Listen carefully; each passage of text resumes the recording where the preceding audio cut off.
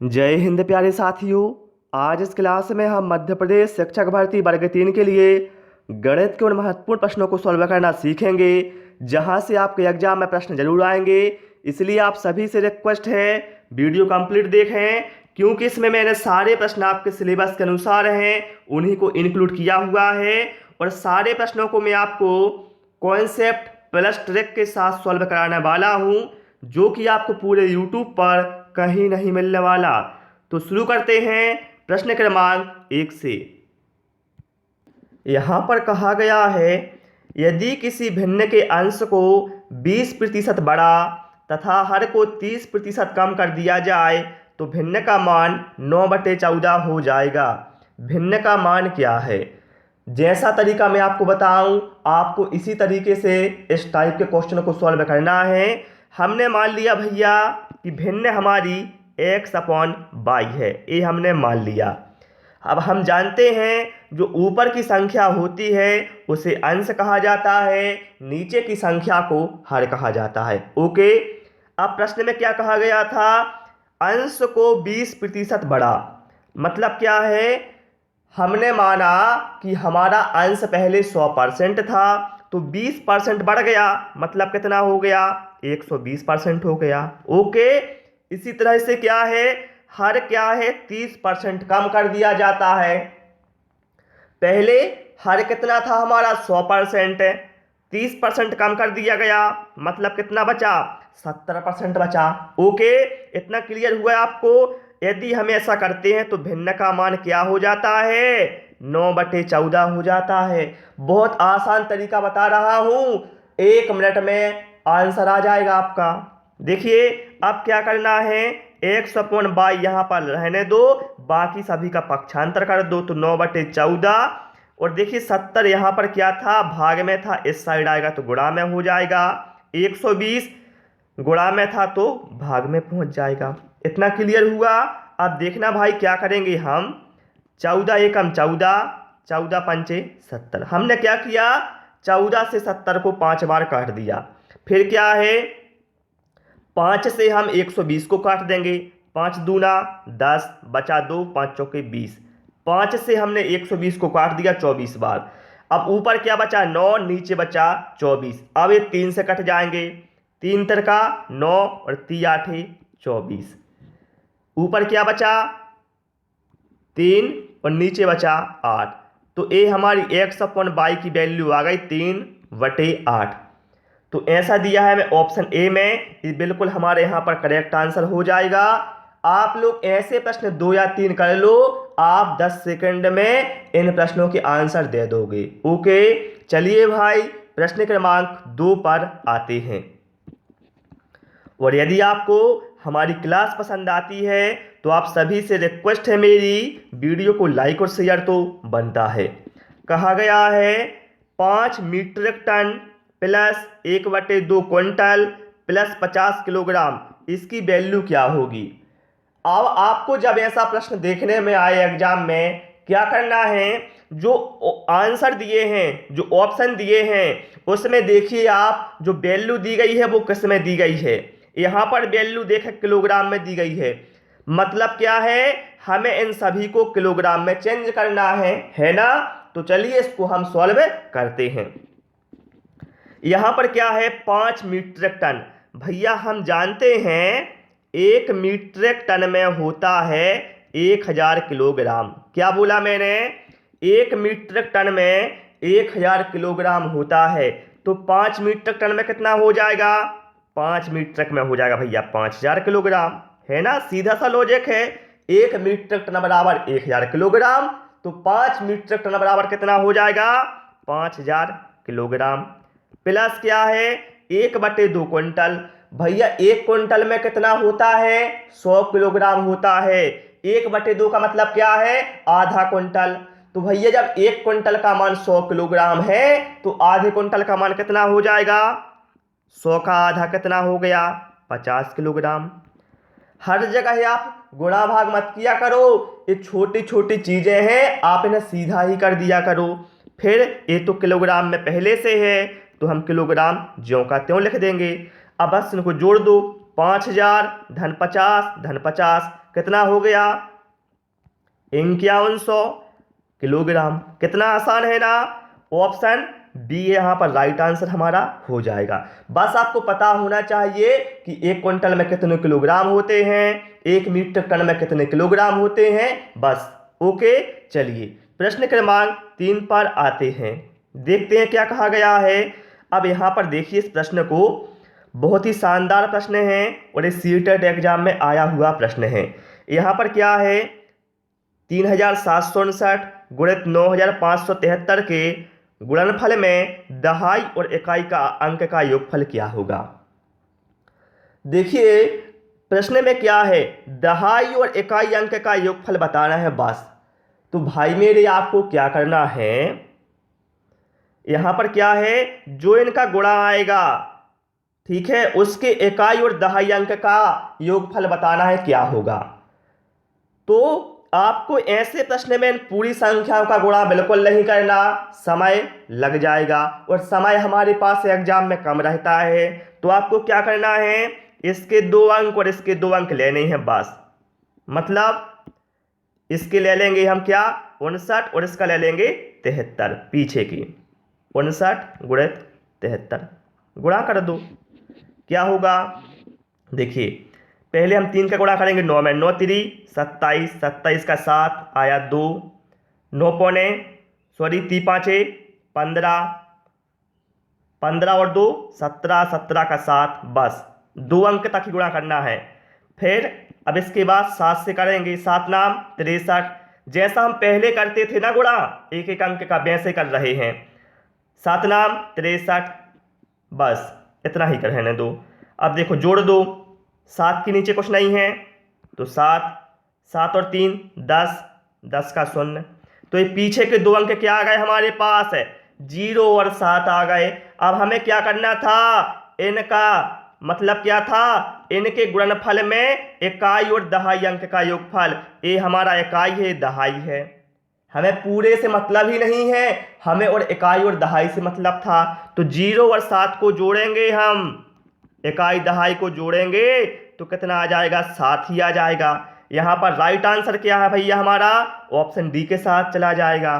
प्रश्न क्रमांक 4 पर आते हैं। इसके बाद कहा गया है, देखिए बहुत ही शानदार प्रश्न है भैया, यदि 30,028 बराबर 28 इकाई प्लस 28,000 प्लस खालिस्तान दहाई, तब रिक्त स्थान पर क्या संख्या आएगी। यहां पर बताना है कितने दहाई आएगा। तो चलिए इसको हम सॉल्व करना सीखते हैं। कैसे करना है सॉल्व, देखो सबसे पहले हमें क्या लिखना है 30,028, ओके, बराबर क्या है 28 इकाई। 28 इकाई का मतलब क्या हुआ 28 गुणित 1 प्लस 28,000, तो 28 लिखा गुणित 1000 लिख दिया, है ना।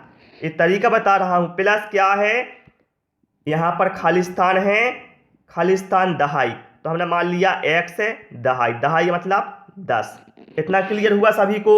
अब देखना भैया क्या होगा, 30,028 ज्यों का त्यों बराबर 28 का गुणा 1 में किया कितना हो जाएगा 28, प्लस 28 गुणित 1000 कितना हो जाएगा 28,000। बहुत आसान तरीका बता रहा हूं, बिल्कुल सभी को समझ में आ जाएगा, चाहे आपकी मैथ कितनी ही कमजोर क्यों ना हो। x का गुणा 10 में किया तो कितना हो जाएगा 10x। अब हम क्या करेंगे भैया, जो 28 और 28,000 हैं इन दोनों का पक्षांतर कर देंगे इस साइड, तो ये 30,028 में से माइनस होगा। मतलब क्या है 30,028 माइनस, देखिए 28 और 28,000 इन दोनों को जोड़ेंगे तो हो जाएगा 28,028, और हम पक्षांतर करेंगे तो यहां पर 30,028 में से माइनस हो जाएगा हमारा 28,028, और यहां बचेगा 10x। अब देखिए 30,028 में से 28,028 घटाएंगे हम तो कितना मिलेगा 2,000। 2,000 बराबर कितना है 10x, है ना। तो x का मान क्या हो जाएगा, x का मान हो जाएगा 2000 भागित 10, 0 से 0 काट दो, क्या बचा 200। x का मान कितना आ गया 200, मतलब क्या है यहाँ पर 200 दहाई। तो यहाँ पर राइट आंसर हमारा ऑप्शन ए के साथ चला जाएगा। ठीक है भाई, चलिए प्रश्न क्रमांक 5 पर आते हैं। कहा गया है यदि दो वृत्तों की परिधियों में 3:1 का अनुपात है तो वृत्तों के क्षेत्रफल में अनुपात होगा। देखिए प्रश्न देखने में आपको कठिन लग रहा है लेकिन बहुत ही इजी है, बस आपका कॉन्सेप्ट क्लियर होना चाहिए। और मैं आपसे यही बोलता हूं भाई कि आप कॉन्सेप्ट पर ध्यान दो जो मैं आपको बता रहा हूं। एग्जाम में आपको संख्या इधर उधर देखने को मिलेगी, बाकी सवाल ऐसे ही देखने को मिलेंगे। तो चलिए इसको हम सॉल्व करते हैं।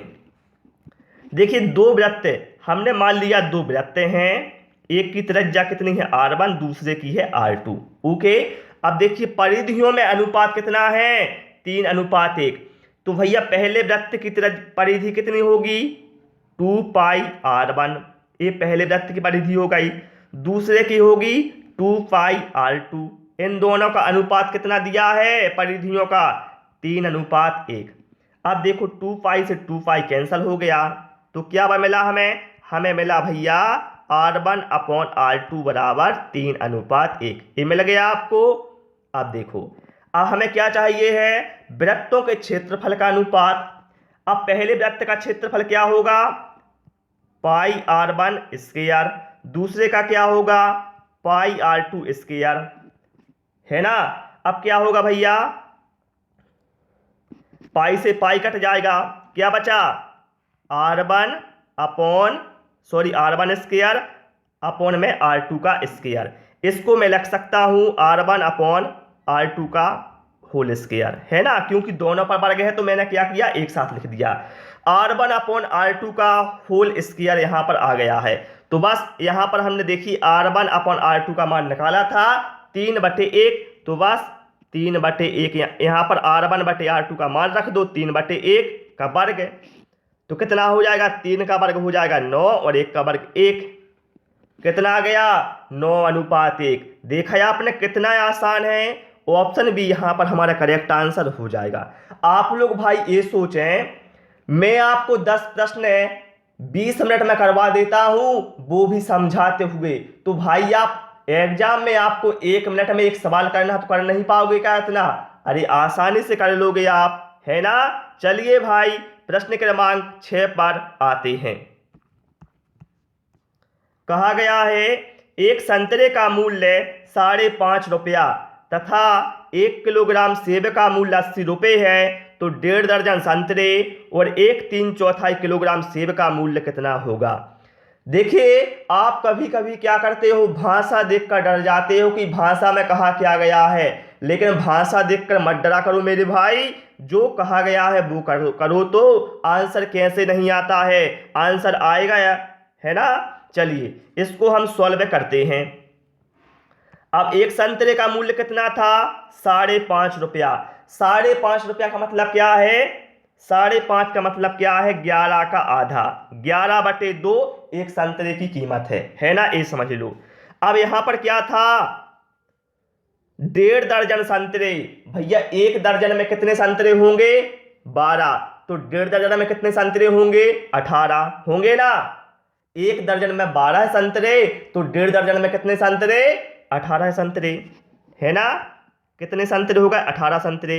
और एक संतरे की कीमत कितनी है 5.5 रुपये, मतलब 5.5 को लिख सकते हैं हम 11/2, तो 18 संतरों की कीमत कितनी हो जाएगी, हम 18 का गुणा कर देंगे 11/2 में, तो 2 एकम 2, 2 इनाम 18, 11 इनाम 99। ये 99 क्या है, ये 1.5 दर्जन संतरों की कीमत हमारे पास आ गई 99 रुपये होगी। अब हमें क्या चाहिए भैया 1 और 3/4 किलोग्राम सेब का मूल्य कितना होगा भैया। देखो एक यहां पर कहा गया 1 और 3/4 सेब, तो मतलब 1 सही 3/4 इसका ये मतलब हुआ, है ना। तो इसको हम करेंगे मिश्र भिन्न में चेंज, कैसे करेंगे देखिए, सॉरी इसको हम विषम भिन्न में चेंज करेंगे। 4 एकम 4, 4 और 3 कितना हो गया 7, 7/4 लिख सकते हैं हम एक सही 3/4 की जगह पर। अब देखिए भैया 7/4 किलोग्राम सेब की कीमत क्या है। तो देखिए 1 किलोग्राम सेब का मूल्य 80 रुपये है, तो 7/4 किलोग्राम सेब की कीमत क्या होगी, हम इसमें 80 का गुणा कर देंगे। क्या मिलेगा, तो 4 एकम 4, 4 बीसम 80, क्या मिला 20 गुणे 7 बराबर कितना हो गया, 20 गुणे 7 हो जाएगा हमारा 140। अब दोनों को जोड़ दो, 99 और 140 कितना हो जाएगा 239। तो यहां पर राइट आंसर हमारा ऑप्शन सी के साथ चला जाएगा। ओके, चलिए प्रश्न क्रमांक 7 पर आते हैं। क्या कहा गया है, देखिए बहुत ही अच्छा क्वेश्चन है। एक टन के बर्तन में 20 लीटर पेट्रोल है, रिसाव के कारण 3 लीटर पेट्रोल की हानि हुई, टन के बर्तन में कितना प्रतिशत पेट्रोल रह गया है। प्रश्न ध्यान से समझा करो, यहां पर एक कहा गया है कितना प्रतिशत पेट्रोल अभी रह गया है टन के बर्तन में। तो देखिए भाई पहले पेट्रोल कितना था भैया, पहले पेट्रोल था हमारा 20 लीटर, जिसमें से 3 लीटर क्या है रिसाव हो गया, तो बचा कितना 17 लीटर बचा। तो ये हमें परसेंट में निकालना है कितना परसेंट बचा है। तो हम क्या करेंगे, जितना पेट्रोल बचा है पहले वो लिखेंगे, कितना बचा 17, और पहले कितना था, पहले था 20, और इंटू यहाँ पर 100 कर देंगे तो परसेंट निकल कर आ जाएगा। बहुत ही आसान है, 20 पंचे 100 है ना, 17 पौने 85। देखा है आपने कितना आसान प्रश्न था। ऑप्शन डी यहाँ पर हमारा करेक्ट आंसर हो जाएगा। चलिए भाई प्रश्न क्रमांक 8 पर आते हैं। हरीश ने 18:40 बजे अपनी यात्रा शुरू की और 22:20 बजे समाप्त की। यात्रा पूरी करने में लिया गया समय क्या है। और देखिए आप यह जो प्रश्न है वह सीटेट दिसंबर 2018 में आया हुआ है। आप लोग बोलते हो लेवल बढ़ाओ लेवल बढ़ाओ, भैया प्राइमरी लेवल में ऐसे ही प्रश्न आपके एग्जाम में आएंगे, ठीक है। ज्यादा झंझट में मत पड़ना, आपको सिलेबस के अनुसार ही आपको पढ़ाई करना है। सारे प्रश्न आपको वहीं से एग्जाम में देखने को मिल जाएंगे। आप कोई एसएससी क्रैक नहीं कर रहे हो कि ज्यादा लेवल लो, है ना। चलिए तो इसको सॉल्व कैसे करेंगे वो हम देख लेते हैं, और इसका रीजन क्या था इस सवाल का जो ये पूछा गया वो भी मैं आपको बताऊंगा। ऐसे में आपको क्या करना होता है, इन दोनों के बीच का अंतर निकालना होता है, तो चल जाएगा पता आपको कितना समय लगे। देखिए यदि मतलब क्या है, यहाँ पर आपको 22 घंटे 20 मिनट में से 18 घंटे 40 मिनट घटाना है, तो आपको चल जाएगा पता कि कितना समय लगा यात्रा में। अब यहाँ पर क्या है, देखिए यहाँ पर 20 मिनट, यहाँ पर 40 मिनट, 20 में से 40 घटाने में लड़के क्या है गलती कर देते हैं। वो क्या करते हैं, यहाँ पर 2 का 12 माना, 12 में से 4 गया तो 80 मिनट यहाँ पर लिख देंगे कि 4 घंटे 80 मिनट या कुछ भी। तो ऐसे में क्या है गलत हो जाएगा। तो चलिए कैसे करना है इसको सॉल्व, सबसे आसान भाषा में आपको मैं बताता हूं। सबसे पहले क्या है, देखिए भैया यहां पर क्या है 22 घंटे 20 मिनट में से हमें घटाना है 18 घंटे 40 मिनट। अब देखिए यहाँ पर 20 मिनट, यहाँ पर 40 मिनट, ये छोटा है ये बड़ा है, छोटे में से बड़े। तो क्या करना है आपको, जो ऊपर वाली संख्या है इसमें आपको एक चेंजेस करना है। क्या करना है, देखिए 22 घंटे 20 मिनट, इसको मैं लिख सकता हूँ 21 घंटे प्लस 1 प्लस 20 मिनट। क्या बोला मैंने, 21 घंटे प्लस 1 घंटे प्लस 20 मिनट, यही बात हो गई ना। अब क्या करूंगा मैं, 21 ज्यों का त्यों, जो 1 घंटा है इसको मैं 60 मिनट में चेंज कर दूंगा, और प्लस 20 मिनट ज्यों का त्यों। तो क्या हो जाएगा हमारा 21 घंटे 80 मिनट हो जाएगा, क्योंकि 60 और 20 कितना हो जाएगा 80 मिनट। आपको ऐसा ही करना है, जब आपको छोटे में से केवल समय वाली कंडीशन मैं बता रहा हूं, जब आपको ऐसा प्रश्न आए और आपको छोटी संख्या में से बड़ी संख्या घटाना है, तो आपको घंटे को मिनट में चेंज कर लेना है। तो मैं क्या करूंगा, 22 घंटे 20 मिनट की जगह पर लिखूंगा 21 घंटे 80 मिनट, एक ही बात है, बस मैंने 1 घंटा वहां से लेकर यहां पर मिनट में चेंज कर दिया है। और ऐसा यदि आप कर लेंगे तो आपको बिल्कुल कोई परेशानी नहीं होगी सवाल को हल करने में। क्या लिख सकता हूं मैं? 21 घंटे 80 मिनट है और इसमें से घटाना है मेरे को 18 घंटे 40 मिनट। अब देखिए कितना आसान हो गया, 0 में से 0 गया 0, 8 में से 4 गया, कितना बचा? 4 ही बचेगा, है ना। फिर क्या है, सॉरी, हाँ बिल्कुल सही है ना, क्या है 18 40, हाँ सही था। फिर क्या है, यहां पर 21 में से 18 जाएगा तो क्या बचेगा? 3, मतलब क्या है 3 घंटे 40 मिनट का समय लगेगा। कितना लगेगा? 3 घंटे 40 मिनट का समय लगेगा। ठीक है भाई, तो यहां पर राइट आंसर हमारा ऑप्शन ए के साथ चला जाएगा। ठीक, चलिए प्रश्न क्रमांक 9 पर आते हैं, देखते हैं क्या कहा गया है। निम्नलिखित में से किन अक्षरों में क्षैतिज और ऊर्ध्वाधर सममिति रेखाएं दोनों हैं? देखिए ये प्रश्न आया सीटेट जुलाई 2019 में, मतलब बहुत ही शानदार प्रश्न है। अब सममिति रेखाएं कहलाती कौन है? भैया ऐसी रेखा जो उसको 2 बराबर भागों में बांटती है, उसे कहते हैं हम सममित रेखा। मतलब क्या है, देखिए यहां पर हमारा करेक्ट आंसर x होगा। क्यों होगा? जो हमें ऑप्शन ए में दिया है। यदि मैं यहां पर x लिखता हूं, ध्यान से देखना, यदि मैं यहां पर x लिखता हूं और पहले मैं इसको एक रेखा द्वारा बांटता हूं, जैसे नीली रेखा मैंने बांट दिया, तो आप देख रहे हैं जो x है ये ऊपर वाला भाग और नीचे वाला भाग, ये क्या है? दोनों बराबर भाग है ना। तो मतलब क्या है, यह है क्षैतिज अक्ष में सममित है। इसी तरह से यदि मैं x को सीधी रेखा के द्वारा बांटता हूं तो भी क्या होगा? ए वाला भाग और ए वाला भाग बराबर होगा। मतलब यह है क्षैतिज और ऊर्ध्वाधर दोनों सममित रेखा में सममित है x है। तो यहां पर राइट आंसर हमारा ऑप्शन ए के साथ चला जाएगा। जैसे यहां पर y है तो y भैया यदि हम y को ऐसा काटेंगे तो ऊपर का भाग नीचे का भाग एक सा कहां है? नहीं है।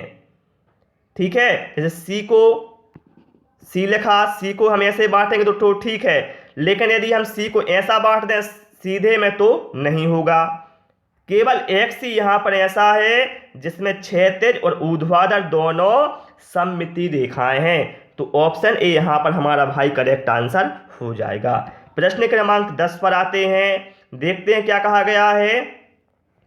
एक बहुभुज के अंतःकोणों का योग 2160 अंश है, बहुभुज की भुजाओं की संख्या क्या होगी? बस भैया इसमें आपको फार्मूला याद होना चाहिए, कुछ नहीं करना। यह प्रश्न यूपी टेट में आया हुआ प्रश्न है, बहुत ही शानदार प्रश्न है। हम जानते हैं बहुभुज के अंतःकोणों का योग, क्या हम जानते हैं? बहुभुज के अंतःकोणों का योग बराबर होता है n-2 इंटू 180। क्या करेंगे तो योग कितना दिया है हमें? 2160 दिया है। कितना दिया है? 2160। तो हमने 2160 लिया बराबर n-2 180। अब भाई क्या होगा, ध्यान से देखना है आप लोग। देखिए 0 से 0 कैंसिल हो जाएगा। फिर हम क्या करेंगे, 18 से 216 को काटेंगे, 18 एकम 18, बचेगा 3, तो 18 दूनी 36। हमने 18 से 216 को काट दिया, 12 बार गया, तो यहाँ बचा 12 और यहाँ पर बचा n-2। भैया यहाँ पर हम 2 को यहाँ पर साइड ले आएंगे तो 2 प्लस का हो जाएगा। मतलब क्या है, 12 धन 2 बराबर n, तो 12 और 2 कितना हो गया? 14, 14 बराबर n, मतलब भुजाओं की संख्या क्या हो जाएगी? 14 हो जाएगी। यहाँ पर राइट आंसर हमारा ऑप्शन सी के साथ चला जाएगा। तो प्यारे साथियों, इस क्लास में केवल हमने 10 क्वेश्चन इंक्लूड किए थे, जो कि मैंने आपको आसान भाषा में विद कॉन्सेप्ट के बताए हैं। आपको क्लास कैसी लगी, कोई डाउट है तो हमें कमेंट करके बता सकते हैं। क्लास पसंद आई हो साथियों तो आप सभी से रिक्वेस्ट है कि वीडियो को लाइक करें, दोस्तों के साथ शेयर करें और नए नए वीडियो पाने के लिए चैनल को सब्सक्राइब करें। Thanks for watching this video.